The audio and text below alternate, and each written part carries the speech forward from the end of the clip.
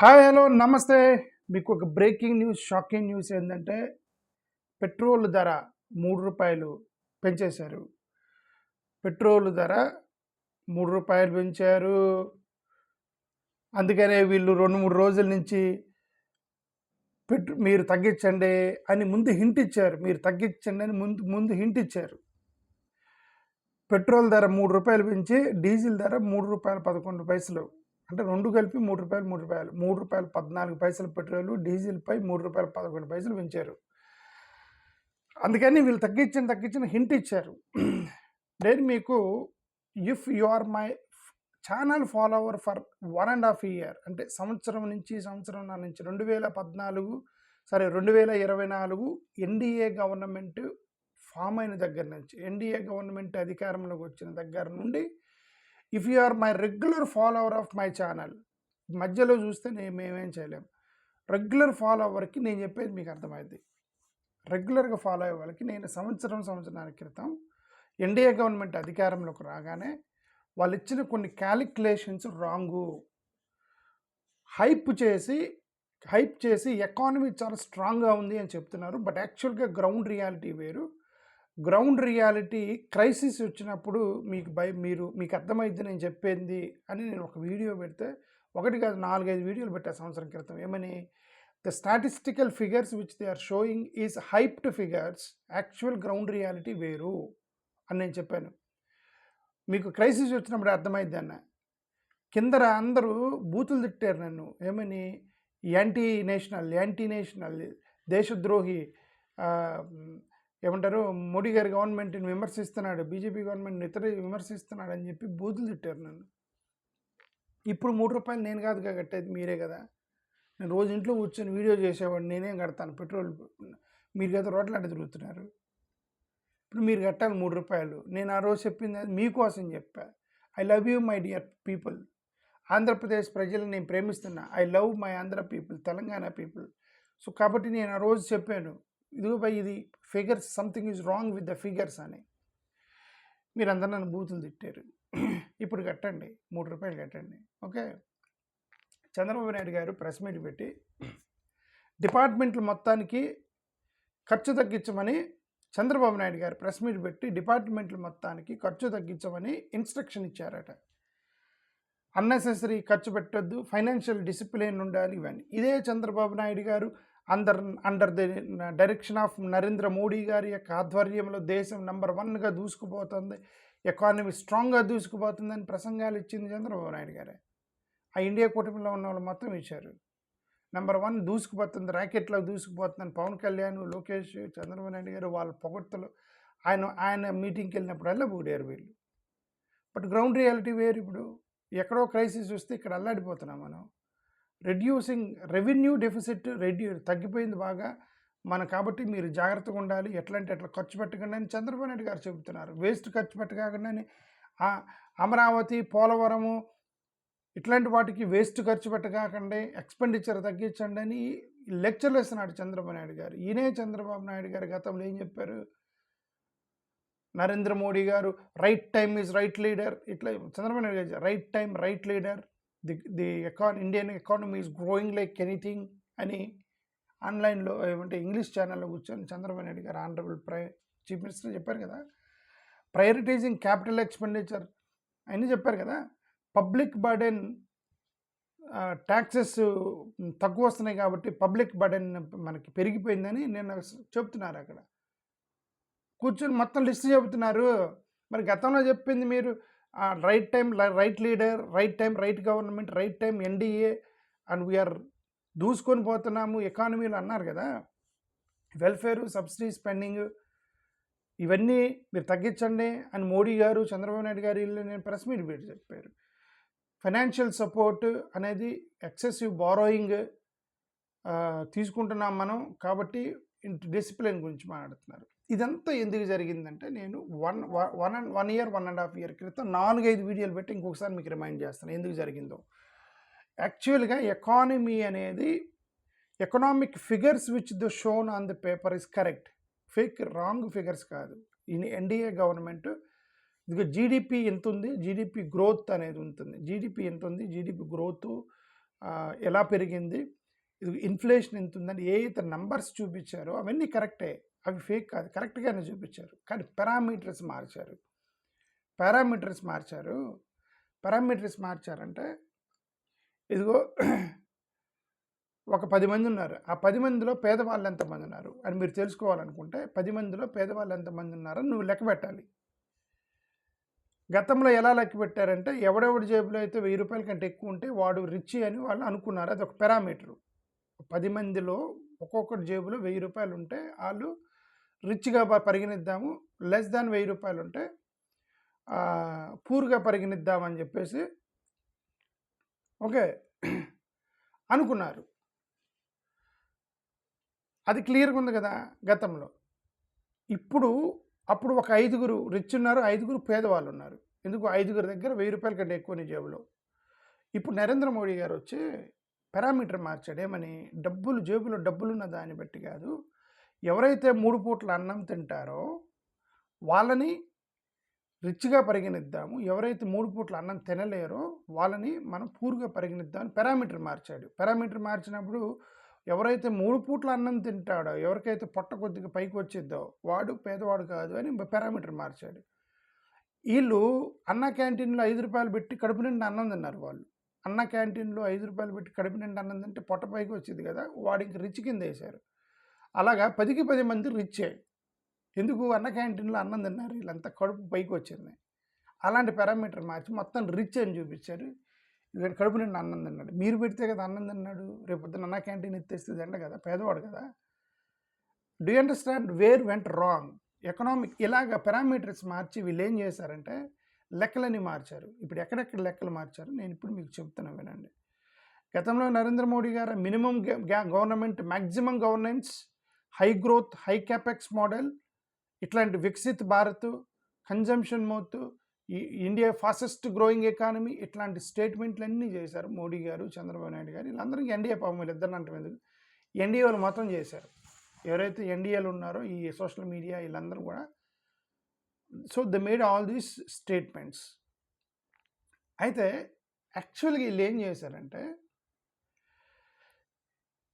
నీ ఇన్కమ్ తక్కువ ఉన్నా సరే, నీకు ఉద్యోగం లేకుండా నీ ఇన్కమ్ తక్కువ ఉన్నా సరే, నీకు జాబ్ లేకుండా నిరుద్యోగం అయినా సరే, నీకు అప్పులు బాగున్నా సరే, నీకు అసలు సరిగ్గా ఫుడ్ తినకుండా అన్న క్యాంటీన్ అన్నం తినటం వల్ల, ఓన్లీ రోజు పప్పు కొద్దిగా అన్నం తినటం వల్ల న్యూట్రిషన్ దెబ్బతిని నీ ఆరోగ్యం చెడిపోయి ఉన్నా సరే, అవన్నీ పట్టించుకోకుండా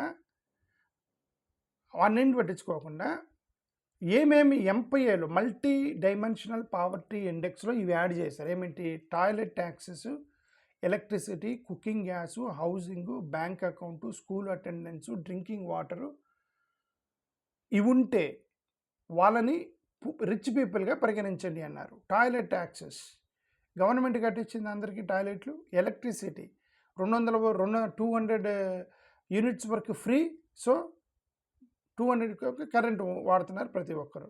కుకింగ్ గ్యాస్ సబ్సిడీ ఇచ్చి లాగేస్తున్నారు. హౌసింగు గవర్నమెంట్ వాళ్ళందరూ ఇల్లులు కట్టారు ప్రతి వాళ్ళకి. బ్యాంక్ అకౌంటు డబ్బులున్నా లేకపోయినా అదే అక్కడి నుంచి డబ్బులు వస్తాయి, ఇక్కడి నుంచి డబ్బులు వస్తాయంట. మోడీ గారు 15 లక్షలు వేస్తారంటే నా అకౌంట్లో ఓపెన్ చేయమంటే అందరు బ్యాంక్ అకౌంట్లో ఓపెన్ చేశారు. స్కూల్ అటెండెన్స్ మధ్యాహ్నం భోజనం పెడుతున్నారని అందరు స్కూల్కి వెళ్ళారు. డ్రింకింగ్ వాటరు అక్కడ ఏదో బావిలోను ఎక్కడ తాగడానికి బతకడానికి తాగాలి కదా, సో ఆ డ్రింకింగ్ వాటర్ కోసం తాగి. ఇవన్నీ ఉంటే రిచ్ వాడు అవుతాడా? నువ్వు కట్టినే కదా. 200 ఫ్రీ కరెంట్ ఇచ్చింది నువ్వే, టాయిలెట్ కట్టించింది నువ్వే, ఇల్లు కట్టించింది నువ్వే, కుకింగ్ గ్యాస్ ఇచ్చింది నువ్వే, గవర్నమెంటే బ్యాంక్ అకౌంట్ ఓపెన్ చేసింది మీరే, స్కూల్కి ఫ్రీగా మధ్యాహ్నం భోజనం పెట్టింది మీరే, డ్రింకింగ్ వాటర్ అక్కడ ఏదో కుంటల్లో బునుకు నీళ్ళు తాగుతున్నారు. సో ఇవన్నీ ఉన్నాక నువ్వు రిచ్ అని అంటారు. వాళ్ళందరినీ రిచ్ పీపుల్ అని చెప్పి అకౌంట్లో వేసి ఎకానమీ చాలా స్ట్రాంగ్ ఉందని చూపించారు గవర్నమెంట్కి. గవర్నమెంట్ ఏమైంది అప్పుడు? జన్ధన్ అకౌంట్ బ్యాంక్ అకౌంట్లో ఓపెన్ చేసి టాయిలెట్లు కట్టించి ఎలక్ట్రిసిటీ కనెక్షన్, ఎల్పిజి సబ్సిడీ ఇచ్చేసి వీళ్ళందరినీ రిచ్ పీపుల్ని చేశారు. రిచ్ పీపుల్ని చేస్తే ఉద్యోగం ఇచ్చి వాడు సంపాదించి వ్యాపారంలో సక్సెస్ అయ్యి తనకు ఇన్కమ్ వస్తే రిచ్, నువ్వు డబ్బులు ఇస్తే రిచ్ కాదు. ఓకే, ఇప్పుడు నాకెవరో రమేష్ నీకు ఒక ఇల్లు ఇస్తాను మొత్తం కట్టుకు ఉండు టెంపరీగా అంటే నేను రిచా? ఆయన వాళ్ళు చేసిన సహాయం మీద బతుకుతున్నాను అంతే కానీ నేను రిచ్ కాదు కదా. అలాగా ఈ ప్రజలు మొత్తాన్ని రిచ్ అని చూపించి రాంగ్ క్యాలిక్యులేషన్ వేశారు. ఇప్పుడు గ్రౌండ్ రియాలిటీ వచ్చింది. గ్రౌండ్ రియాలిటీ వచ్చిన తర్వాత సఫర్ అవుతున్నారు. సో ఆన్ పేపర్ మీద హైప్ చేయడానికి మీరు ఎన్ని చేశారు? ఇంకోటి కూడా చేశారు. ఏం చేశారు? జీడిపి గ్రోత్ని, జాబ్ యొక్క గ్రోత్ని చూపించకుండా జీడిపి గ్రోత్ని చూపించారు. జాబ్ గ్రోత్ అంటే ఎంతమందికి ఉద్యోగాలు వచ్చాయి, ఎంతమందికి ఈ యొక్క రిచ్గా తయారయ్యారు ఉద్యోగాల ద్వారా అనేది చూపించకుండా, యూత్ అన్ఎంప్లాయ్మెంట్ చాలా ఎక్కువ ఉన్నప్పుడు ఇన్ఫార్మల్ వర్కర్స్ స్ట్రగుల్ అవుతున్నా సరే ఆ ఉద్యోగాలు కూడా పాపం పిహెచ్డి ఎంబీఏ చేసినోడు కూడా ఆటో డ్రైవర్గా సెక్యూరిటీగా 10,000 ఉద్యోగం చేసుకుంటుంటే అక్కడ అన్ఎంప్లాయ్మెంట్ దాంట్లో పారామీటర్ మార్చారు. ఏమని? ఎవరైనా సరే ఒక వ్యక్తి ఎంతకాలం ఉంటాడు? ఉద్యోగం లేదు, 25 సంవత్సరాలు ఇంట్లో తిడుతున్నారు, భోజనం పెట్టాలని పెళ్లి చేశారు. పాపం 25 సంవత్సరాలు ఉద్యోగం లేకుండా గ్రామీణ ప్రాంతాలందరూ పెళ్ళిళ్ళు చేసుకున్నారు ఉద్యోగాలు లేకుండా. బతకడానికి ఏం చేస్తున్నారు?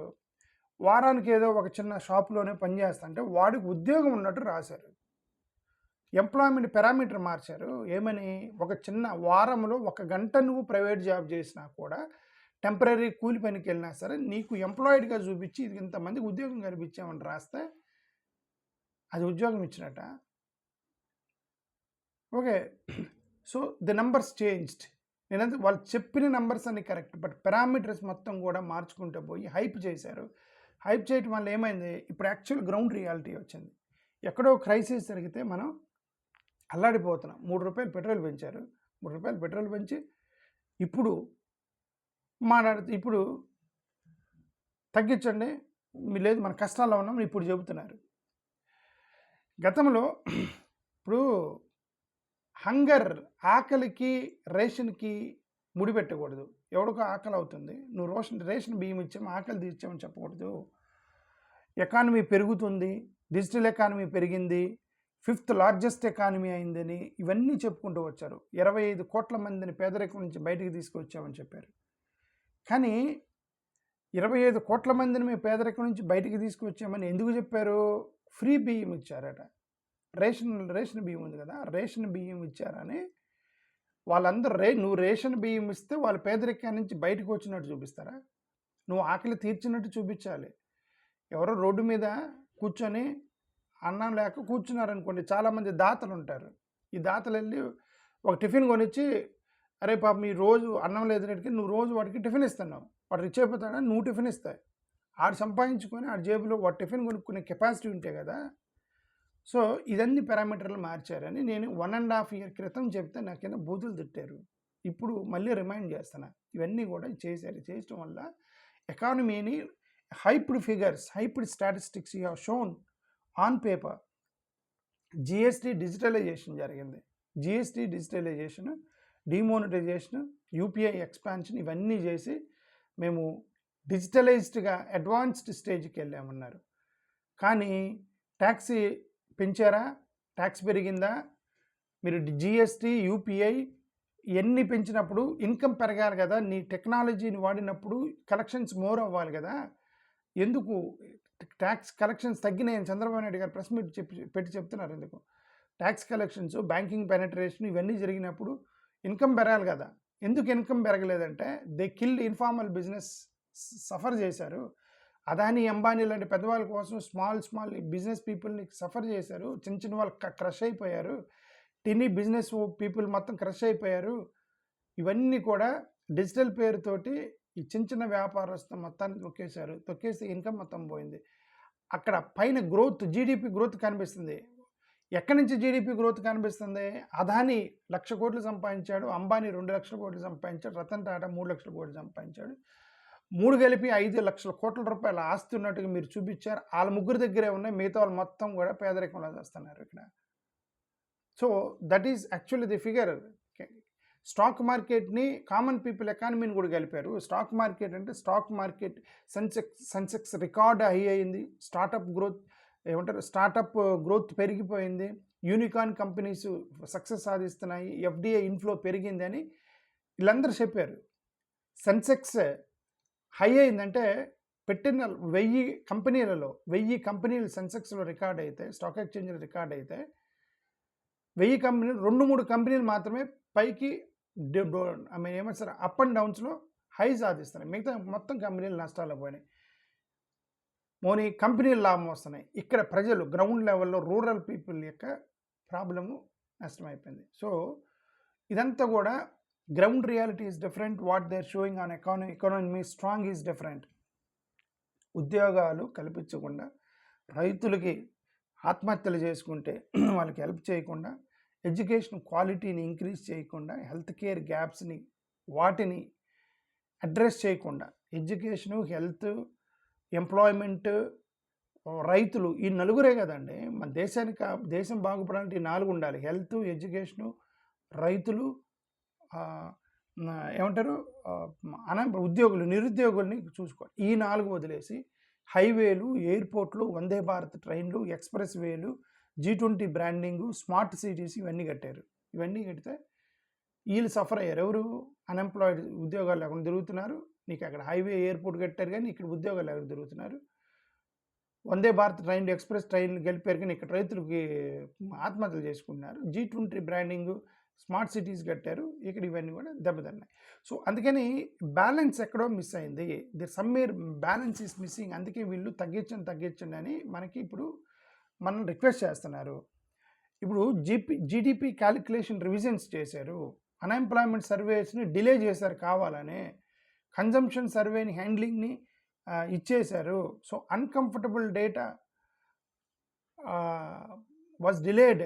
అంటే అరే ఈ డేటా వదిలితే అరే మనకి ఏమంటారు, ఇన్ఫ్లేషన్ పెరిగిద్దని చూపించుద్దామని డిలే చేయటం. దాన్ని గ్రోత్ పెరిగింది, జీడిపి గ్రోత్ పెరిగింది అనగానే సప్పన వేసేయడం పేపర్కి, గ్రోత్ పెరిగింది 5th లార్జెస్ట్ అని చెప్పి.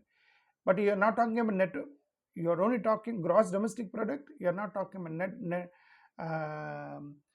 what is a per capita income. You are not talking about. You are not talking about per capita income. You are only talking about GDP.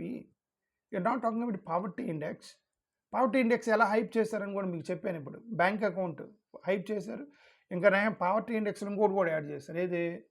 Nutrition అందిందా లేదనే దాని మీద పేదరికాన్ని క్యాలిక్యులేట్ చేస్తామని చెప్పేసి దాంట్లో ఒకటి పెట్టారు. ఏమని? ఇప్పుడు అంగన్వాడీల్లో వీళ్ళకి పాల ప్యాకెట్లు ఇస్తారు కదా మదర్కి, మెటర్నల్ కేర్, దానికి ఒక పదం ఉంది, పదం రాశారు దాంట్లో, దాన్ని యాడ్ చేశారు. మెటర్నల్ కేర్ కైండ్ ఆఫ్ పదం. అదేంటంటే అంగన్వాడీలు వీళ్ళందరూ పాల ప్యాకెట్లు ఇచ్చారని చెప్పేసి ఆ తల్లికి ఫుల్ న్యూట్రిషన్ ఇచ్చాము, మీకు బయటపడిపోయిందని చెప్పి రాశారు. సో ఇదంతా కూడా పర్ క్యాపిటాకి టోటల్ ఇన్కమ్కి గ్యాప్ కనిపించింది చాలా. పర్ క్యాపిటా ఇన్కము ఇంకా 118వ ప్లేస్లో ఉంటే మనం పర్ క్యాపిటా ఇన్కంలో జీడిపిలో 3rd ప్లేస్లో ఉంటే. జీడిపి అంటే ఏందండి? ఒక ఇంట్లో ₹1,00,000 సంపాదిస్తున్నారు, 10 మంది ఉన్నారు. ఒక ఇంట్లో ఇద్దరే ఉన్నారు, 50,000 సంపాదిస్తున్నారు. ఎవరు జీడిపి ఎక్కువ ఉండదు? 10 మంది, ఒక ఫ్యామిలీలో 10 మంది ఉన్నారు, మొత్తం కలిసి పనికి వెళ్తా ₹1,00,000 సంపాదిస్తున్నారు. ఒక్కొక్కరు 10,000 సంపాదిస్తున్నారు అని అర్థం. ఒక ఇంట్లో ఇద్దరే ఉన్నారు, 50,000 సంపాదిస్తున్నారు, ఒక్కొక్కరు 25,000 సంపాదిస్తున్నారు అని అర్థం. ఇప్పుడు ఆ 50,000 సంపాదించే వాళ్ళు రిచ్, ఈ ₹1,00,000 సంపాదించే వాళ్ళు పూర్ అని అర్థం. 50,000 సంపాదించే వాళ్ళు రిచ్ పీపుల్. ఎందుకు? ఇద్దరే ఉన్నారు, 25,000 సంపాదిస్తున్నారు. 10 మంది ఉన్నారు, ₹1,00,000 ఒక్కొక్కరు 10,000 సంపాదిస్తున్నారు. So they are 50,000 is rich, 1 lakh is poor year. కానీ వీళ్ళు ఎక్కడ ప్రొజెక్ట్ చేశారంటే ఈ 1 lakh ప్రొజెక్ట్ చేశారు. ఇదిగో జీడిపి ₹1,00,000 సంపాదిస్తున్నారు అని చెప్పి ప్రొజెక్ట్ చేసి పర్ క్యాపిటా ఇన్కమ్ దొక్కేశారు. 10,000 ఒక్కొక్కరికి. దాంట్లో మన భారతదేశంలో 150 కోట్ల జనాభాకి వెళ్ళినప్పుడు బతకడానికి ఏదో ఒక పని చేస్తారు వీళ్ళంతా. ఏదో ఒక పని చేసినప్పుడు బతకడానికి ప్రతివాడు సంపాదించినప్పుడు వాటిని జీడిపి గ్రోత్ ఆటోమేటిక్గా పెరిగిద్ది. బట్ పర్ క్యాపిటా ఇన్కమ్ 118వ ప్లేస్లో ఉన్నాం, 3 ప్లేస్లో కాదు. అది దెబ్బకొట్టింది. వెల్ఫేర్ డెలివరీని డెవలప్మెంట్ ఆప్టిక్స్కి చూపించారు. ఫ్రీ రేషన్ ఇచ్చి, పిఎం కార్డ్స్ ఇచ్చి, టాయిలెట్స్ కట్టించి, ఎల్పిజి గ్యాస్ సిలిండర్ ఇచ్చి, డైరెక్ట్ ట్రాన్స్ఫర్లు చేసి డీబీటీ ద్వారా వీళ్ళందరినీ పేదరికం నుంచి బయటికి తీసుకొచ్చాము చూపించారు. యాక్చువల్గా క్వాలిటీ జాబ్స్ క్రియేట్ చేయలేదు, పబ్లిక్ ఎడ్యుకేషన్ ఇంప్రూవ్ కాలేదు, హెల్త్ కేర్ ఎడ్యుకేషన్ ఇంప్రూవ్ కాలేదు, వేజ్ గ్రోత్ పెరగలేదు, జీతాలు పెరగలేదు. బట్ ఫ్రీ ఇచ్చేసి, ఫ్రీ బీస్ ఇచ్చి మేము పేదరికం నుంచి బయటికి తీసుకొచ్చామని చూపించారు. సో కాబట్టి ఈ వికసిత భారత్ కాస్త అడ్జస్ట్ భారత్ అయి చేశారు తప్ప, వికసిత భారత్ కొనద్దు భారత్ చేశారు తప్ప. ఇప్పుడు వికసిత భారత్ ఏమైంది? కొనద్దు భారత్. ఇప్పుడేం కొనద్దు, బంగారం కొనద్దు అన్నారు. అటైపోయింది. వికసిత్ భారత్, అమృత్ కాలు, న్యూ ఇండియా అది మొత్తం మాట్లాడి ఇప్పుడు కొనొద్దు భారత్, అడ్జస్ట్ భారత్, రెడ్యూస్ భారత్ చెబుతున్నారు వీళ్ళందరూ కలిసి. So det funded growth, borrowing, infrastructure loans, welfare commitments, ఈ 3 కూడా యూనియన్, సెంట్రల్ గవర్నమెంట్స్ ఇవన్నీ ఎక్స్పాండ్ చేశారు. ఇప్పుడు అదంతా ఎక్స్పాండ్ చేసి ఇప్పుడు దాన్ని తగ్గించడానికి మీరు ఫ్యూయల్ సేవ్ చేయండి, కేర్ఫుల్గా స్పెండ్ చేయండి, ఇదంతా చెప్తున్నారు మనకి. ఇప్పుడు ఇన్ఫ్లేషన్కి అఫీషియల్ గ్రోత్ నేరేటివ్కి తేడాలు ఉన్నాయి. అఫీషియల్ ఎకనామిక్ సక్సెస్ అయ్యి అంటున్నారు, ఎవ్రీడే హౌస్ హోల్డ్ స్ట్రెస్ అవుతుంది. ఒక పక్కన ఇన్ఫ్లేషన్ కంట్రోల్ చేసామంటున్నారు, ఫుడ్ ప్రైసెస్ పెరిగినాయి, ఫ్యూయల్ ప్రైసెస్ పెరిగాయి, ఎడ్యుకేషన్ కాస్ట్ పెరిగింది, హెల్త్ కేర్ కాస్ట్ పెరిగింది, మీరు సంవత్సరానికి మీరు ఎక్కువ ఫీజు కడుతున్నారు, సంవత్సరానికి ఖర్చు పెరుగుతుంది, కానీ వాళ్ళు మాత్రం ఇన్ఫ్లేషన్ కంట్రోల్ చేసామని చెప్తున్నారు. ఎలాగా? If the price rises, inflation automatically rises, inflation rises, right? Inflation control ఉంది అంటున్నారు, మన జేబులో ఈ మాత్రం కంట్రోల్ ఉంటుందా? సో ఇది వన్ లైన్లో మనం చెప్పాలంటే సింపుల్గా access, infrastructure, digital participation, financial inclusion, headline GDP, ఇవన్నీ కూడా పేపర్లో హైప్ చేసి యాక్చువల్గా స్టేబుల్ జాబ్ లేకుండా, పర్చేస్ పవర్ పెరగకుండా, వేజ్ గ్రోత్ లేకుండా, inequality, household financial security మొత్తం కూడా స్ట్రగుల్ అయ్యారు. This is exactly happened because of this. ఈ ప్రాబ్లమ్స్ అన్నీ వచ్చాయి అని నేను అనుకుంటున్నా. That's why I said Chandrababu Naidu గారు, వీళ్ళంతా ఎన్డీఏ వాళ్ళు ఎవరైతే వికసిత్ భారత్ అని చెప్తున్నారో, ఇప్పుడు మనందరూ కొనొద్దు Bharat, adjust Bharat, reduce Bharat, save Bharat చెప్తున్నారు. అది సంగతి. Thank you. నమస్కారం.